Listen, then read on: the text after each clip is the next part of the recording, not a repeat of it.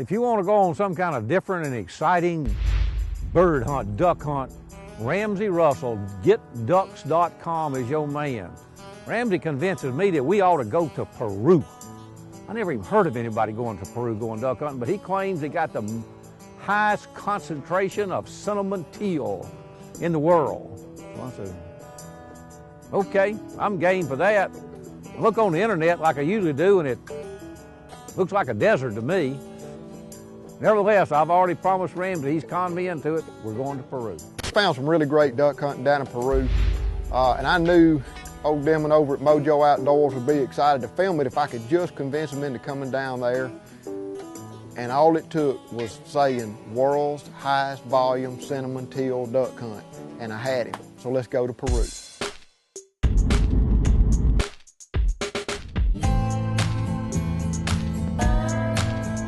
Fly down to a town, the second largest town in Peru after Lima, called Arequipa. Got there a little after daylight. Our outfitter picked us up there. Kathy, she's part of the outfitting crew, and fortunately Kathy speaks good English. Her and her fiance and his dad, Elmer, run this operation. So Elmer was there in one truck and she was there in another, load the stuff up, do a few errands around town, grab a quick lunch, and we headed to the Pacific coast.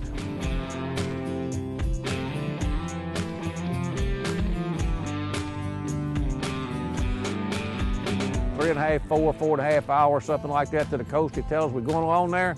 It's getting drier and drier. There was a little desert type vegetation when we started, and in a couple hours, there's not a blade of grass, not one blade of grass, just sand mountains. So I keep looking at Ramsey about, where are these ducks?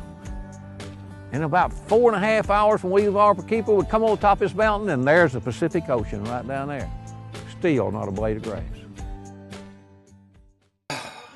So, we made it. We're here, Demon. Are we really? I mean, that ocean kind of snuck up on us. I guarantee you. Huh? It was like, where was it? And it was right there. Right in the middle of the desert.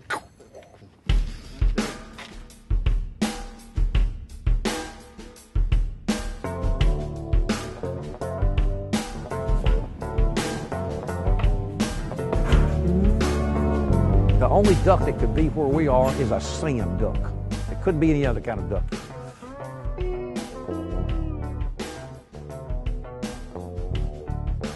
At least Ramsey has arranged for us a nice little beach house to stay here to hunt these sand ducks. We unpacked, we changed clothes. Now it's time to go find some cinnamon teal. On the way out there, they stopped, they're gonna show us these caves, and you know, where we were is where the Inca Indians and the pre-Inca Indians were.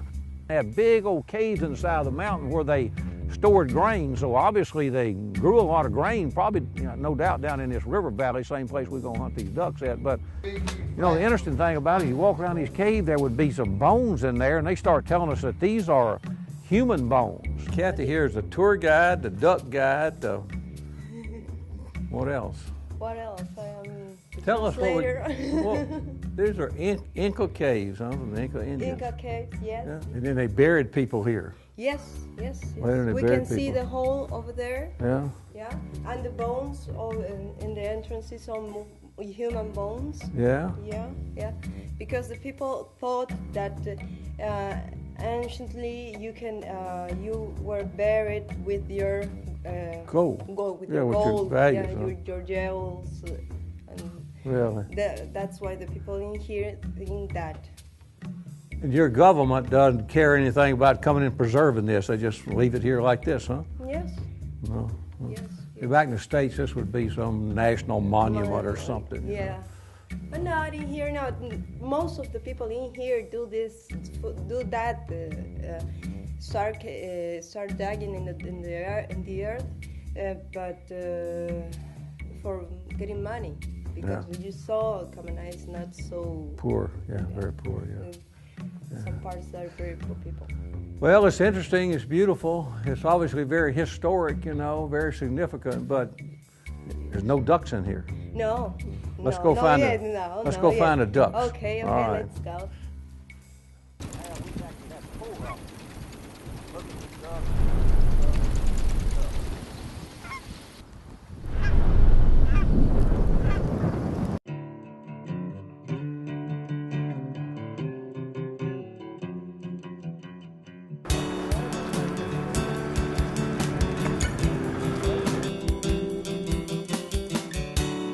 integral to this hunt are the bird boys. The bird boys, they labor part-time in the farm fields. They fish for a living when they don't have hunters, and they know where the teal are.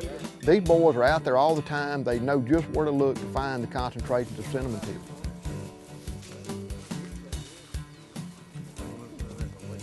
So we get down to a place, just a place, I don't know where it was, that they stop and say, okay, we're gonna scout here. But you can see a lot of reeds, look like water's there. So what it turns out to be is a bunch of lagoons that are full of water, and our bird boys jump out, take off down there, start walking around the edge of it, and droves of these cinnamon teal start getting up.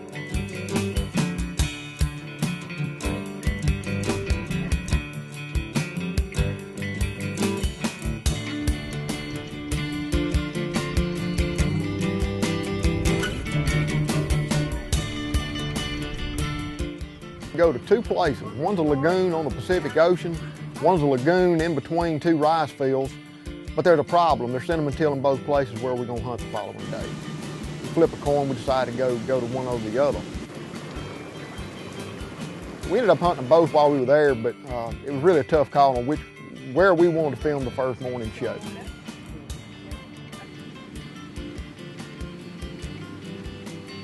Well, you know, anytime you travel, we've been going straight through. We left Jackson, Mississippi and Monroe, Louisiana for Mojo. We connected through Dallas, Lima, Arequipa. We've driven to Kamina. Been there, done that. We have found the cinnamon teal for the next day. But it's time for cold beer. It's time to go relax. It's time to go get full. And most importantly, it's time to lay flat and take a nap for the Mars hunt.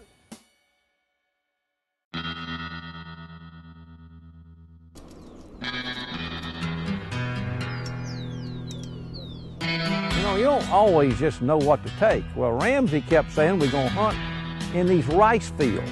And then he kept saying, well, the rice fields are gonna be dry, so we're gonna hunt in these lagoons next to the rice field.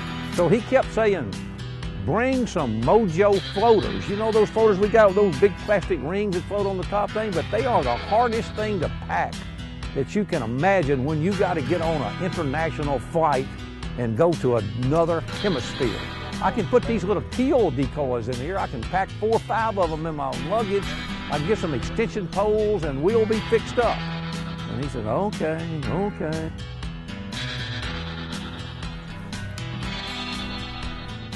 One of the pools I'd say that pool's an acre to 2 acres, something like that, open pool. That's where most of the birds were the afternoon before, so we get ready to get set up on it. But man, when the bird boys go out there, just as soon as they leave the bank, it's over their head. This thing is deep. So I brought some extension poles and we try to rig up some decoys, but not only is it deep, when they try to put the pole in the ground, the darn bottom of it's rocky, it won't go in there. We throw their decoys out there. The little lines is about this long and the thing's 12 foot deep. The decoys all float off, the regular static decoys. We have to put the Mojos on the other side of the hole because that's the only place we can get the pole in the ground, so it's the best we can do. We got 3 of us shooting and our little opening to shoot through is not very wide. It's not even wide enough for 3 hunters. We end up having to kind of take turns 2 at a time, but we don't get set up good till here come the teal.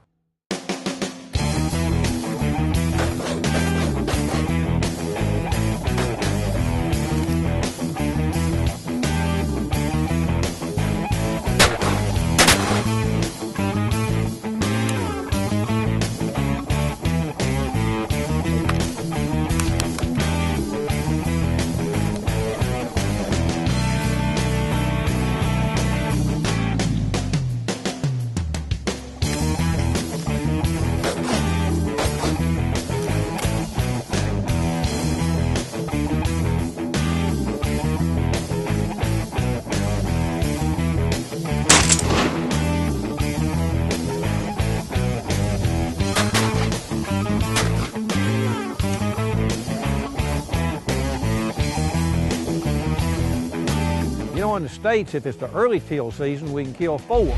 If it's the regular, duck season, we can kill 6. But I'm starting to start to like this because you can kill 20 or 30 of them here.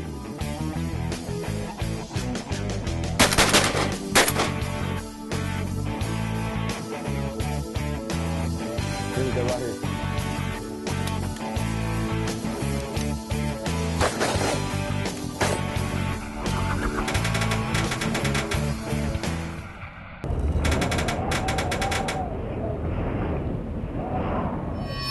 They're not really trying to land at all, they're just flying by. Well, they're quite a bit bigger than teal are in the U.S., but I tell you, they're just as fast and just as maneuverable and just as hard to hit.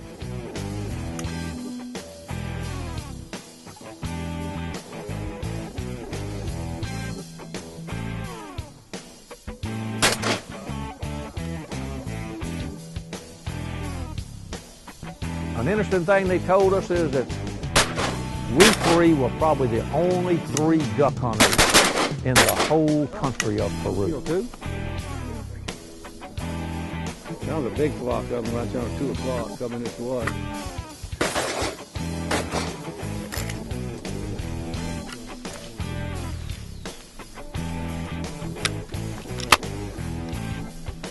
On the water, right there in front of you, Ned.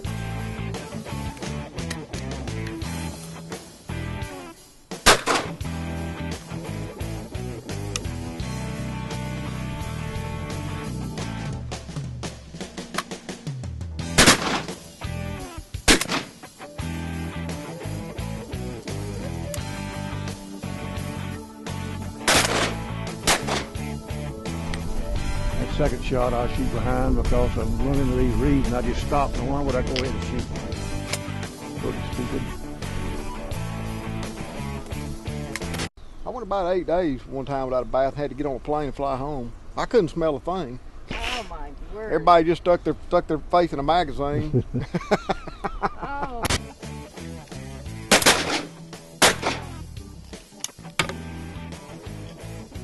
You get that? Here we go. Get him, Randy. Good shot.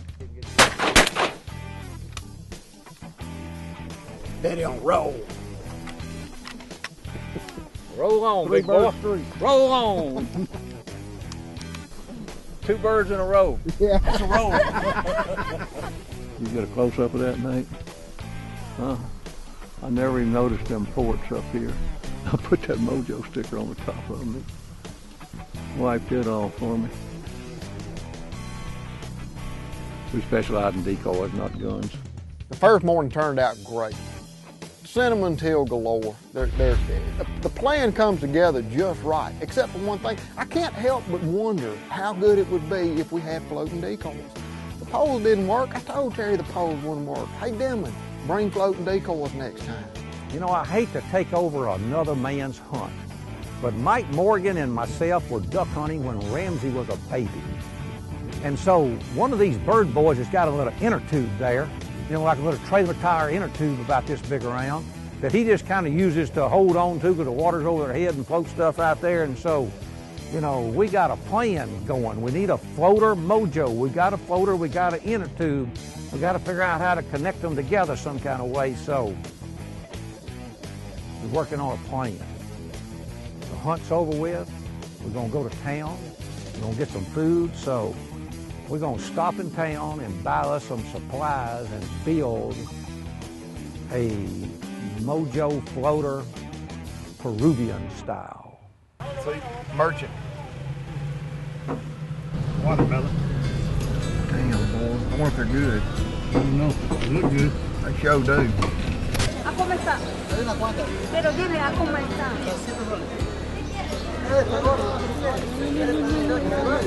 Ahí está, ahora.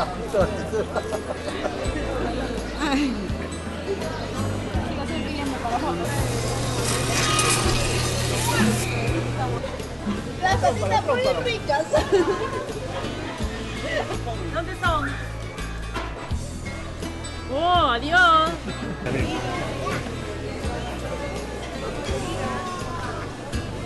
Put them right here.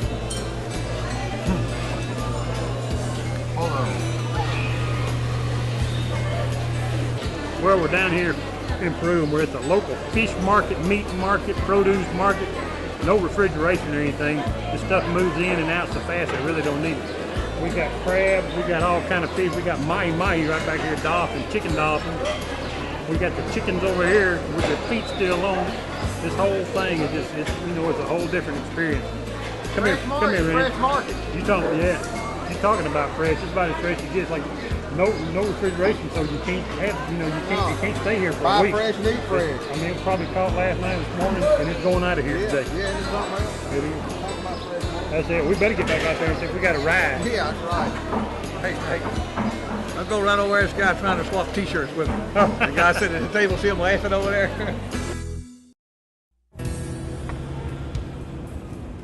By the time we get back to the little beach house, I've kind of gotten over the open air market, so I think, okay, I'm hungry, let's go. So they start spreading this food out on the table. You know, I see some rice. I'm from Louisiana. I'm with that. You know, I see some fish, some fried fish. I'm from Louisiana. I'm okay with that. Then they got some soup that they start talking about. And I might have eaten it if they hadn't talked about it, but it's fish head soup with eyes in it.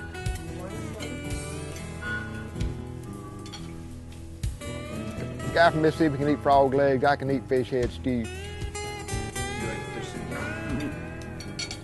Yep, good. Very good. I ain't eating no fish head soup. And I didn't eat any fish head soup. This segment has been brought to you by ShotCam. I can say that I shot just 3 days. We go out up on the carport, and there's our bird boys planning or making our buckets for floating decoys. And I say, Mike, come out here and take a look at this. Mike comes out there and looks. He said, all right, we're fixing to get old Denman. I don't know, they're out there talking and snickering and doing all kind of stuff, and I just can't figure out what they're doing. Let's go out here. They might be working on those little things. Do a little scene with them. Do I have shoes on? No. Come on, Randy. Here's your sign. We've been planning this trip for about a month, 2 months, I guess, huh? And trying to figure out what we need. You know, Mojo makes a little bit of everything that you could hunt in any conditions in the world with. So we come down here, and the first morning we got out here, let's back up a little bit. A month or so ago, we asked Ramsey what we needed. And he said, well, we're going to be hunting in rice fields, but where we actually hunting is right on the edge of the rice field in these ditches. And we asked him how deep the water's going to be, and he said 12 foot. And we couldn't believe him. You know, hunting in rice fields, you're hunting in 6 inches of water. So we, for some unknown reason, we've got some of the best floating decoys in the world. We'll come down here, we take a week off work, bring 5 people down here. I guess for some reason we tried not to bring floating decoys. So They don't fit in the luggage. They don't fit in the luggage very well. So we all could bring two suitcases, but we all just took one. So we had 3 unloaded suitcases we could have brought. So we come down here first morning, we get out there and the water's 12 foot deep, just like Ramsey said it was. Our poles wouldn't work, just like we didn't think they were. So now what we're doing is we're going back and we're getting these inner tubes, and we're rigging these inner tubes up to where they're going to hold our decoy some shape, form, or fashion. I think we're going to put a bucket in it this afternoon, but we're re-rigging our decoys. We're rigging these. We're going to have these inner tubes. Is that right, Ramsey? Yeah. That's what we're going to do? We're going to set up. Bucket in there. Plant them like a tomato inside the bucket. Plant them like a tomato. We're gonna have these inner tubes, and we're gonna drop a bucket in there, and we're gonna take the stake, put it in, fill the rest of it up with dirt, and put the decoy in that, and then I guess camouflage this somehow. So Demon, I've got you this sign. You know how they say you can't fix stupid? Yeah. I want you to wear this sign here that says, "Bring floating decoys next time." Stupid. The good news is we're probably going to create a little rush on inner tubes down this way. Yeah. Huh? Everybody be buying inner tubes. So look, bring floating. If Ramsey tells you to bring floating decoys next time, Bring floating decoys. You know, the first floating decoy we ever had was made with an inner tube. Just like that. A little bitty inner tube. Instead of progressing, we Yeah. regress. Yeah, we are. But hey, I didn't know y'all was calling me out here to beat up on me. As nice as I am to y'all, it looks like y'all would reciprocate. we are. I started to have a sign that says you can't fix stupid, but instead I put out a good one that says bring floating decoys. At Mojo, it's not about how many ducks you can kill with us. It's about a quality duck hunting experience, and we certainly had one. It was a fun day. We started out, we had some equipment problems. It just wouldn't work the way we had it, but we got some solutions. We went to town, we bought some gear, we rigged up some stuff, we made it all work. Ended up with an excellent duck setup. But that's about all the time we got for this part. You know, if you'll join us next week, we're going to show you the remainder of our Peru experience. And it was an experience. We saw some things that I have never seen. We saw some of the most interesting things I have seen anywhere in the world. So be sure to join us. But that's all the time we got for today. For all of us at Mojo, I'm Terry Denman. God bless you. We'll see you again next week.